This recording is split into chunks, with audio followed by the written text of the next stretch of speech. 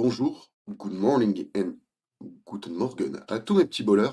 On se retrouve aujourd'hui pour parler d'un joueur dont on a déjà parlé cette saison dans mes petits bowlers. En effet, pour ceux qui suivent régulièrement la chaîne, j'avais fait justement une vidéo où on parlait de Yann Madsen parmi des jeunes joueurs qui ont un potentiel et qui peuvent cette saison faire quelque chose et se faire découvrir.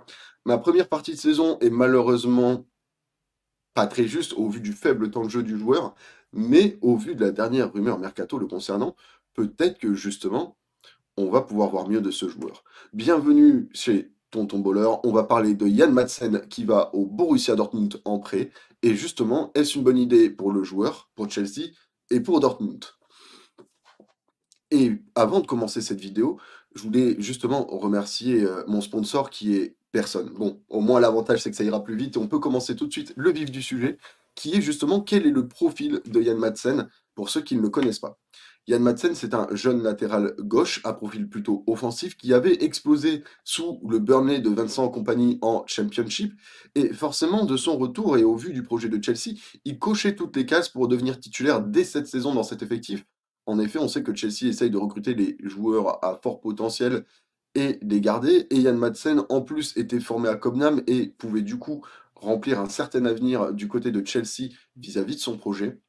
Seulement, il faut dire ce qui est, dans les faits, ça ne se passe pas comme ça. Pourquoi? Parce que Mauricio Pochettino, il a malheureusement trop de choix. Il utilise Chilwell, il peut utiliser Cucurella à ce poste, et il a même fait le choix récemment d'utiliser Levi Colwill au poste d'arrière gauche dans une défense plutôt hybride. Est-ce que cela bénéficie à Madsen? Non. Madsen se retrouve même à devoir jouer un poste qui n'est pas le sien, il joue beaucoup plus haut, c'est-à-dire pour le peu de temps de jeu qu'il a eu, il a presque plus joué comme ailier que comme latéral cette saison sous Mauricio Pochettino. Et forcément, au vu de ces données, ça complique un petit peu la chose. Ça complique un petit peu la chose. Donc là, il faut dire ce qui est, à l'heure actuelle du côté de Chelsea, avec un contrat qui s'arrête en 2025, la meilleure solution, plutôt que de ne pas utiliser le joueur, c'est de le prêter. Surtout un prêt court, là, comme le disait Fabrizio Romano, on parle d'un prêt court avec option d'achat pour le Borussia Dortmund. Tu dis que justement, il y a plein d'intérêts pour tous les partis, et pourquoi? À commencer par Chelsea.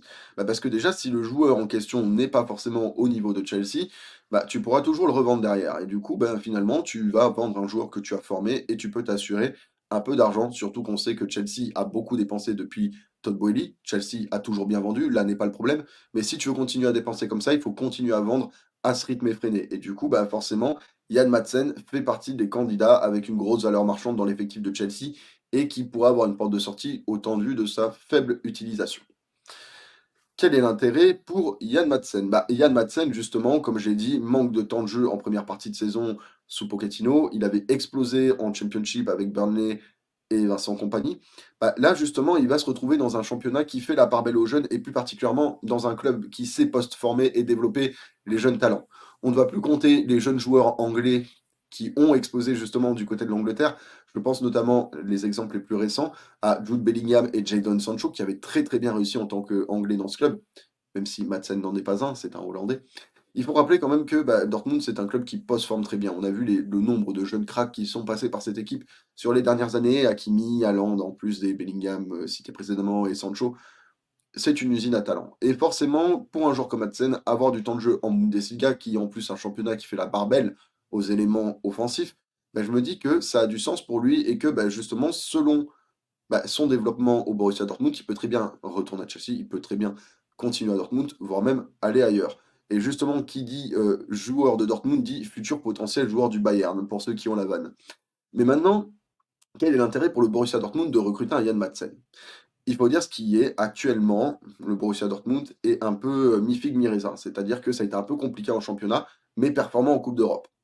Et il faut dire ce qui est aussi, Rami Bensebaini, qui a été un peu en pente on va dire, un peu moyenne du côté de Dortmund, il y a eu des hauts et des bas, lui, il part à la CAN.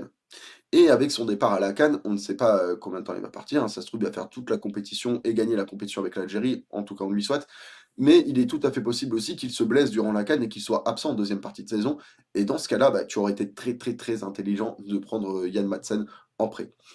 Et puis Yann Madsen, même si Ben Sebaini ne se blesse pas, tu peux toujours le faire jouer un cran plus haut pour permettre à Ben Sebaini de garder son poste. Donc au final, tu te rends compte que ce transfert, il a finalement un intérêt pour chaque partie, que ce soit pour Chelsea, que ce soit pour Madsen et que ce soit pour Dortmund.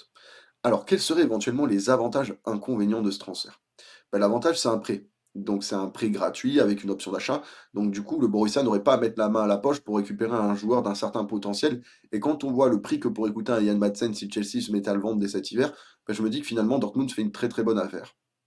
Autre avantage, bah, tu peux du coup négocier, c'est-à-dire son prix et même à la fin du prêt, bah, tu peux toujours casser le prêt d'option d'achat du prêt et renégocier une autre transaction derrière pour essayer de faire baisser le prix. C'est tout à fait possible, surtout si Madsen pousse dans ce sens. Dernier avantage, pardon, bah, justement, bah, le profil qu'il faut pour jouer en Bundesliga, justement. Je me dis qu'un joueur avec son profil, c'est un joueur vraiment à profil offensif. Je vous invite à vous renseigner pour ceux qui ne le connaissent pas. Bah, justement, va s'éclater en Bundesliga dans un jeu qui est justement assez déséquilibré vis-à-vis du jeu offensif. On sait qu'on privilégie le jeu offensif. Donc, du coup, je me dis que Madsen, là-bas, il a tout à y gagner, surtout de par son profil. Inconvénient. Il en existe quand même, on va pas se mentir, ce n'est pas le joueur parfait parce qu'aucun joueur parfait n'existe. Inconvénient, mais il a eu très peu de temps de jeu dans cette saison, donc forcément, va falloir un peu, comment dire? Va falloir un peu le développer. C'est-à-dire que, du coup, justement, comme il a peu de temps de jeu, bah, du coup, il va falloir qu'il reprenne du rythme et tu pas sûr que tu arrives à en tirer, le meilleur dans les 2 semaines. Ça va prendre peut-être 3 4 semaines le temps qu'il arrive à bien se remettre dans le jeu. Ensuite, beh, c'est un prospect. Et qui dit prospect dit, bah, risque autant de réussite que risque d'échouer. Et forcément, bah, là, tu es content quand même de faire un prêt et non pas de l'acheter à prix coûtant, parce que si Yann Madsen échoue à Dortmund, bah, tu seras bien content de ne pas avoir cassé ta tirelire pour lui. Et maintenant, bah, justement, m'ont donné mon petit avis sur la question.